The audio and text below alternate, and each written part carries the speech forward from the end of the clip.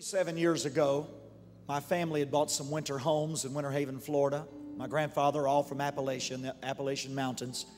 He had 16 brothers and sisters, and there's about 8 of them that bought winter homes in Winter Haven, Florida. They were attending the Eloise Church of God. It was spring break, and I went down to visit my grandfather, my great aunts. And over at the Citrus Dome, there was going to be a big service in this great preacher. Now, the Holiness churches we came from, if there was anything more than 100, it was just like scary. So I thought the whole world was gathered there. This tall, stately man with dark hair.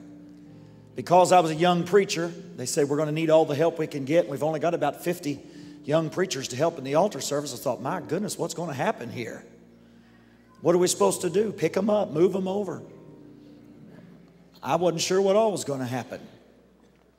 But the power of God began to move.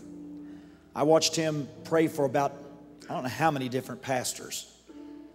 He stacked them up like wood. No catchers. They was falling over top of each other. It was a nice soft landing if you was the last one, that's for sure.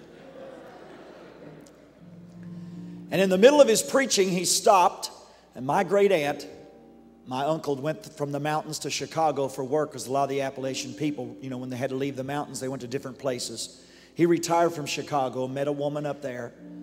My aunt was in her 60s. She had a hole in her heart, could barely walk from the bedroom to the kitchen, from the kitchen to the living room. It was inoperable in those days. There wasn't much they could do with her. They said, you just simply fade away. T.L. Lowery was preaching. Got under such a heavy anointing, he stopped and he said, woman back there on the 4th row, you got a hole in your heart and God's going to fix it. She came up forward. He laid hands on her. It was a concrete floor. She hit the floor, and I thought he killed her. I never seen anybody get hit that hard. I whispered in her ear, I said, Aunt Catherine, are you okay? She said, oh, I never felt better in all my life. I said, but do you hurt anywhere? Oh, I feel so good. I said, but Catherine, you hit the concrete floor hard. She said, what concrete floor? She said there was about 15 hands from my head to my foot that were behind me. I couldn't feel anything but those hands.